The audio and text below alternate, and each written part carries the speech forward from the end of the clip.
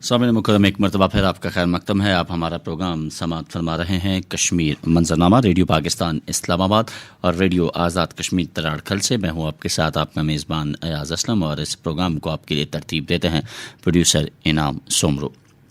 Programme का सिलसिला सामने मुकरम आगे बढ़ाएंगे और कुछ मज़ीद मौज़ूआत जिसके ऊपर हम गुफ्तगू करेंगे। आज हमने देखा कि पुंछ के और राजौरी के इलाकों में मकबूजा जम्मू व कश्मीर के अंदर भारतीय फ़ौजियों ने मुहासे और तलाशी की पुरतशद्दुद कार्रवाइयों का सिलसिला जारी रखा।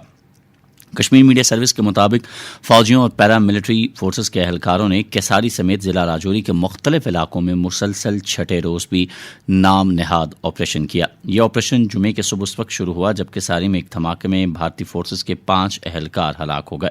और बादशाह भारतीय फ़ौजियों ने इसी इलाके में एक बेगुनाह नौजवान को जाली मुकाबले में शहीद कर दिया। आज भी भारतीय फ़ौज और पैरा मिलिट्री फोर्सेस के अहलकारों ने पुंछ के इलाकों खाखानों, पुरानी पुंछ, जरनैली मोहल्ला और पुंछ कस्बे में बड़े पैमाने पर मुहासरे और तलाशी की कार्रवाइयां की, जिसके बाद इन इलाकों में स्कूल भी बंद करवा दिए गए। ये वाज़ह है कि ज़िले के कई इलाकों में आज मुसलसल 21वें रोज़ भी तलाशी की कार्रवाइयों का सिलसिला जारी है। साथ ही साथ आपको ये भी बताएं कि गैर कानूनी तौर पर भारत के ज़ेर कब्ज़ा जम्मू कश्मीर और लद्दाख में ग्रुप 20 के मुजव्वज़ा इजलासों के इनेकाद के ख़िलाफ़ पासबान हुर्रियत जम्मू कश्मीर के ज़ेर एहतमाम आज़ाद जम्मू कश्मीर के इलाके धीर कोट के अंदर एक एहतजाजी मुजाहरे का जो है वो एहतमाम किया गया था, जिसमें लोगों की एक बड़ी तादाद जो है वो शरीक हुई और उन्होंने शहर के मरकज़ी चौक में स्याह झंडे लहराकर भारत के साजिशी इक़दामात के खिलाफ एहतजाज किया। मुजव्वज़ा इजलासों के बायकॉट के मुतालबे के लिए बुजुर्गों, नौजवानों और बच्चों की बड़ी तादाद जो है उन्होंने शिरकत की और मुजाहिरीन ने बैनर्स और कतबे उठा रखे थे जिन पर बायकॉट G20 बायकॉट इजलास और भारतीय गासिबों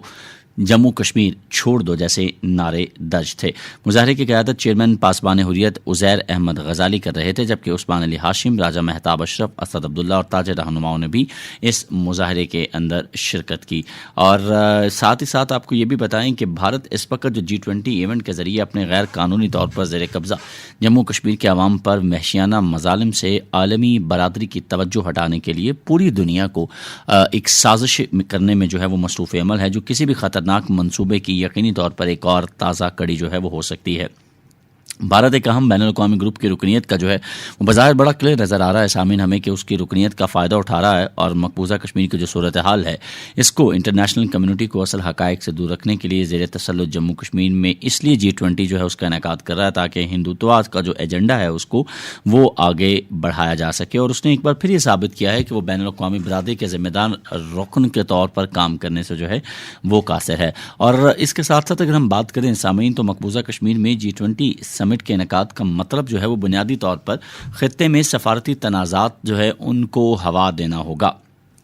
भारत मकबूजा कश्मीर के तनाज़े से अरसे दराज से हम देख रहे हैं कि वो नज़रें चुरा रहा है और एक मज़मूम साजिश और दुनिया को धोखा देने के सिवा ये बज़ाहिर हमें कुछ नज़र नहीं आता। दिसंबर 2022 से लेके अगर हम 30 नवंबर 2023 तक की बात करें तो G20 की सरबराही जो है वो इंडिया के पास है और मोदी हुकूमत जो है वो कश्मीर में G20 इजलास के इनेकाद के फ़ैसला जो है उसने कश्मीरियों के लिए भी यकीनी तौर पर एक जो हकीकी तशवीश है उसको जन्म दिया है। सितंबर 2023 में इसका इजलास भारत में मुनक्किद होने से पहले ही ये अंदाज़ा था कि ये नई कॉन्फ्रेंस जो है ये नई दिल्ली में होगी, मगर भारत जो है उसने नहायत मक्कारी से ये शोशा छोड़ा कि ये कॉन्फ्रेंस श्रीनगर में मुनक्किद होगी और उसने फिर इसके बाद हमने देखा कि इसका बाकायदा शेड्यूल जो है वो भी जारी कर दिया। और इससे कबल भारत में जरूरत नहीं थी कि वो मकबूजा कश्मीर में क्रिकेट का कोई आलमी मैच ही करवा देता, लेकिन इंडिया ने अपने हिंदुत्व एजेंडे को आगे बढ़ाने की खातिर G20 जो कॉन्फ्रेंस है इसका इनेकाद जो है वो पहल तो कर ली है, लेकिन यकीनी तौर पर इसका इनेकाद जो है भारत को ये समझ लेना चाहिए नविश्ता दवार कि ये इतना आसान नहीं होगा,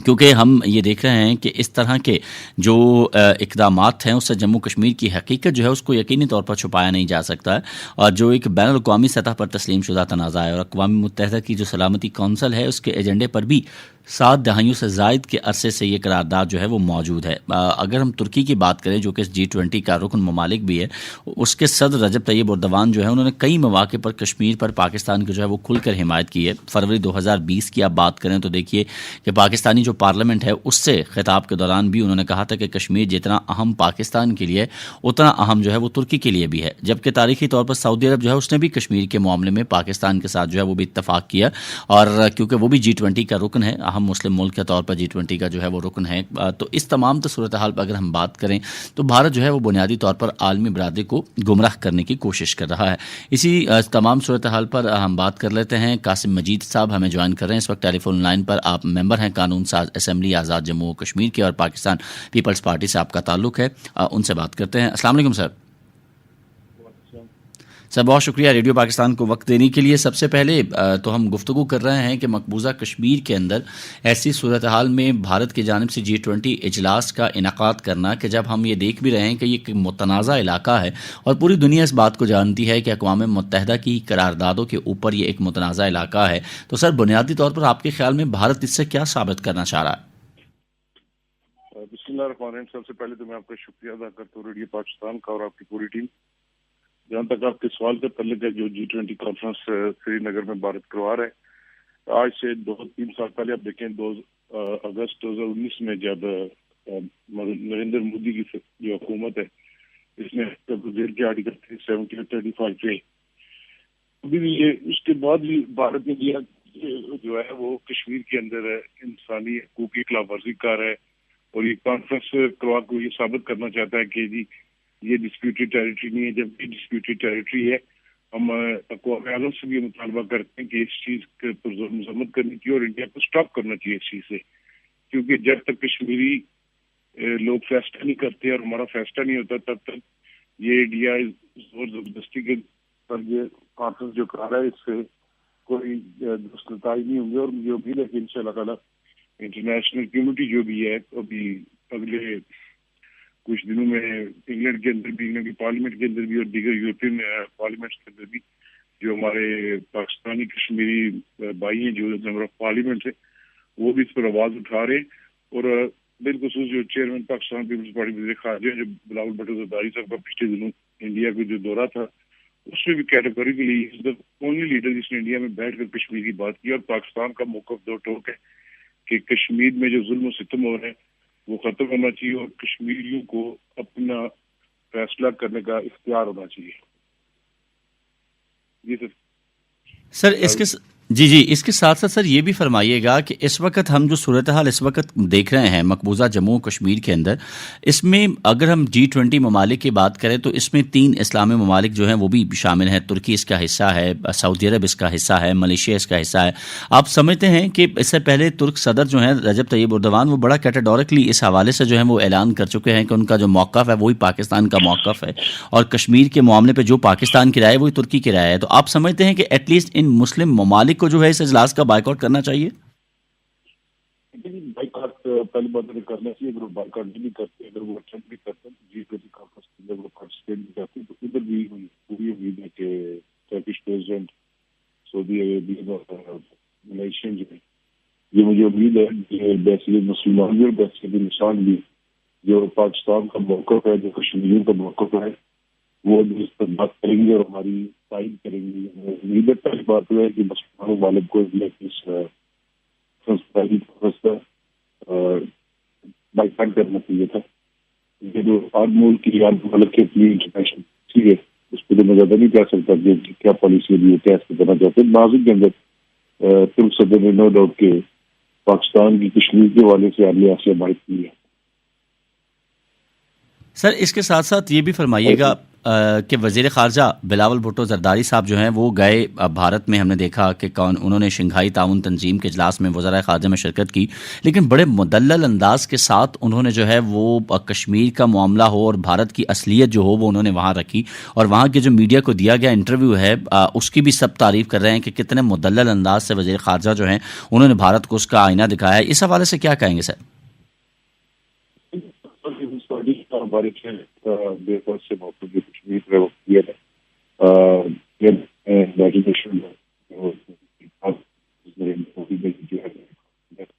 اور ابھی جو شنگھائی کانفرنس ہوئی ہے اس میں وزیر خارجہ کے طور پر ہوتی ہے, لیکن اس میں ہم پارٹیسپیٹ نہیں کرتے تو پھر بھی یہ اقتصاد میں زیادہ شرطہ اس کا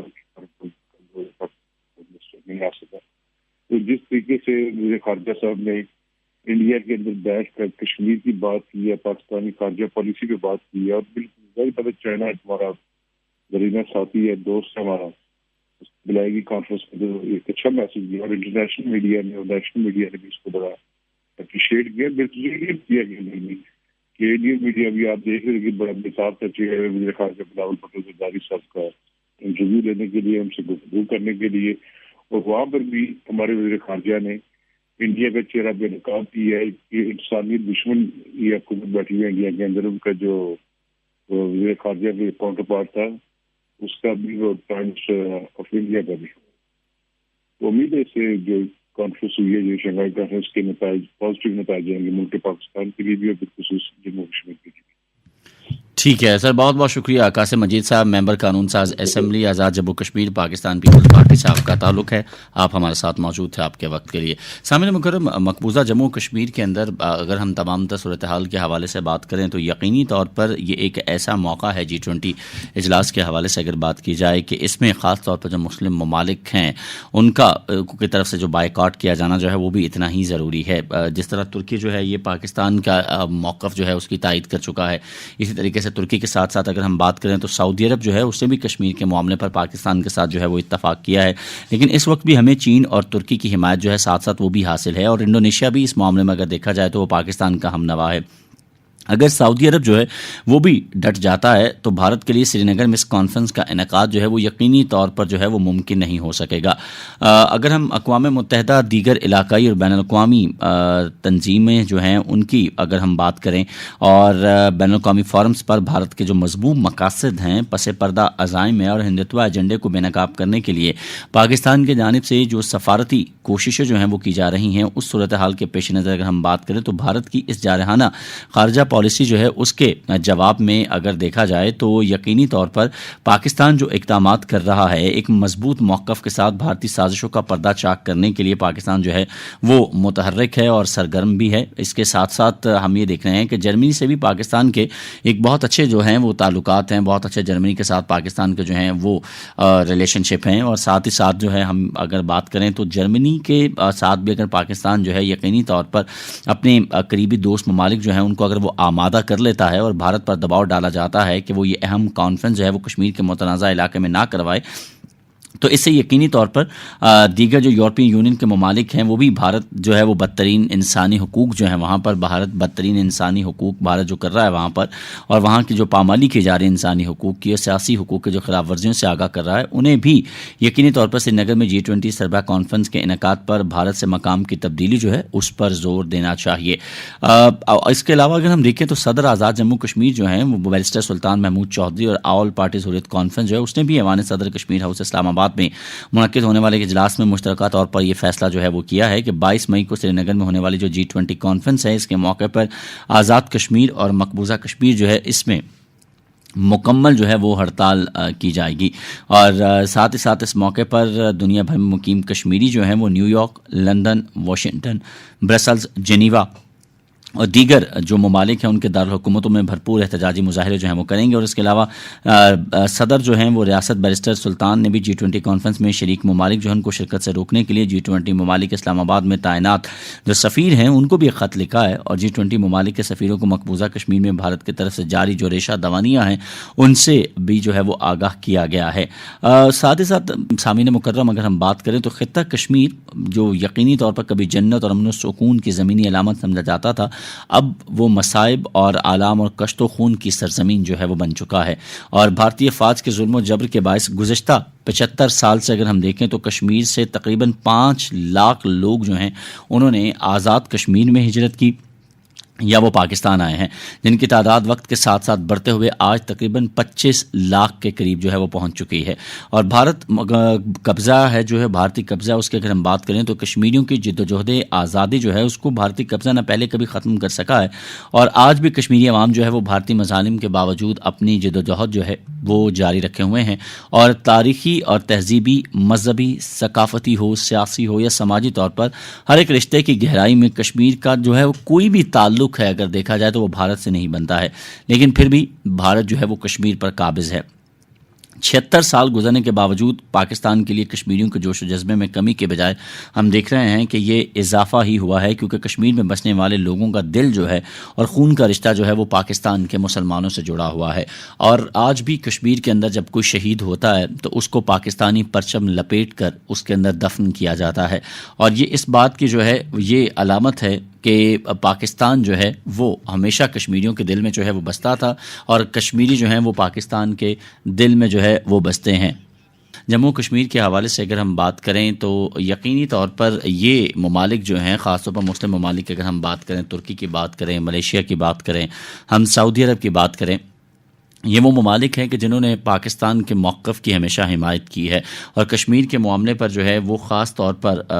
ہم نے دیکھا کہ ان ممالک کی جانب سے پاکستان کے موقف کو سراہا گیا ہے اور مقبوضہ جموں کشمیر کی عوام کے ساتھ جو ہے وہ اظہار یکجہتی کیا گیا ہے۔ یقینی طور پر ضرورت جو ہے وہ اس امر کی ہے کہ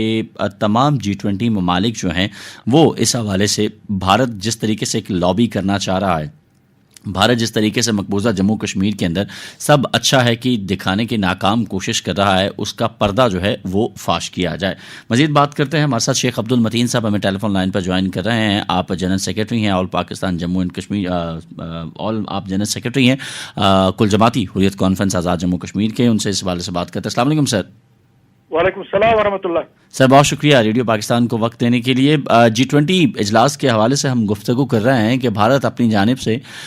دنیا کے ممالک کو وہاں اکٹھا کر کے شاید یہ دکھلانے کی کوشش کر رہا ہے کہ وہاں پر سب ٹھیک ہے، لیکن حقیقی طور پر ہم دیکھ رہے ہیں کہ جس طریقے سے پکڑ دھکڑ کا عمل جاری ہے اور جہاں کشمیریوں کو شہید کیا جا رہا ہے، وہاں پہ دنیا میں ایک سب سے بڑی انسانی جیل میں اس کو جس طریقے سے تبدیل کر دیا گیا ہے، کیا آپ سمجھتے ہیں کہ اس حوالے سے دنیا کے ان ممالک کو جو ہے وہ بھارت سے جواب طلب کرنا چاہیے بنسبت اس کے کہ وہ اس کانفرنس میں شرکت کریں؟ دیکھیں، جہاں تک آپ کے سوال کا تعلق ہے، جو یہ دنیا ہے جس کے بارے میں آپ نے کہا ہے، بالکل ایسا ان کو کر لینا چاہیے۔ کیوں کر لینا چاہیے؟ کیونکہ اس کی بنیادی وجہ یہ ہے کہ کشمیر کا جو مسئلہ ہے یہ کوئی دو طرفہ مسئلہ نہیں ہے، یہ کوئی ہندوستان اور پاکستان کے درمیان مسئلہ نہیں ہے، یہ کوئی سرحدی مسئلہ نہیں ہے، یہ کوئی علاقائی مسئلہ نہیں ہے، بلکہ ایک یہ بین الاقوامی مسئلہ ہے۔ اور جو لوگ اس میں شرکت کر رہے ہیں، جو ممالک اس میں شرکت کر رہے ہیں، وہ اقوام متحدہ کے اس کے سگنیٹریز بھی ہیں، تو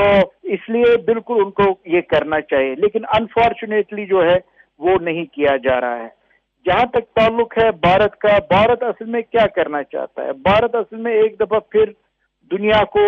گمراہ کرنا چاہتا ہے، اور بھارت ایک دفعہ پھر جھوٹ کا سہارا لینا چاہتا ہے، بھارت پھر ایک دفعہ یعنی یہ غلط پروپیگنڈا کر رہا ہے۔ اور وہ کیا ہے؟ وہ یہ ہے کہ مقبوضہ کشمیر میں سب کچھ ٹھیک ہے۔ اچھا جی، مقبوضہ کشمیر میں سب کچھ ٹھیک ہے تو آپ روز بروز کیوں اضافہ کر رہے ہیں اپنے فوج میں؟ اگر سب کچھ ٹھیک ہے تو گھر گھر آپ کیوں تلاشی کر رہے ہیں جو روز کا آپ نے معمول بنایا ہے؟ اگر آپ وہاں پہ سب کچھ ٹھیک ہے تو آپ پکڑ دکڑ کی یہ جو کاروائی ہے یہ کیوں جاری رکھے ہوئے ہیں؟ تو اگر سب کچھ ٹھیک ہے تو پھر یہ چیزیں کیوں کر رہے ہیں؟ اور خاص کر یہ جو G20 کا اجلاس ہے جس میں انہوں نے کہا کہ وہ جو وہاں پہ لوگ آئیں گے 22 سے 24 مئی کے درمیان، تو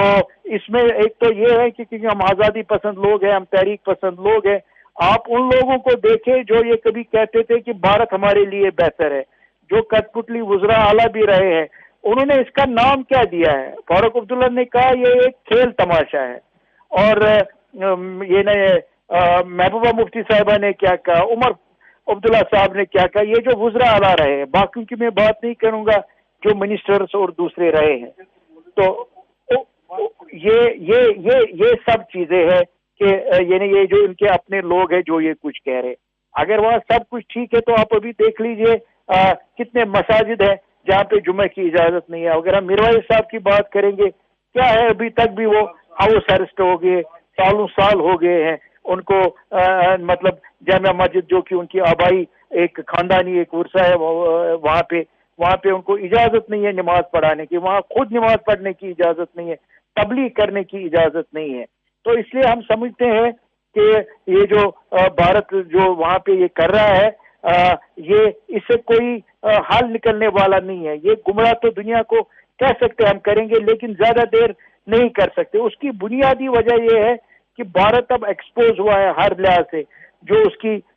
دعویٰ دار تھے وہ ہم ڈیموکریٹک ملک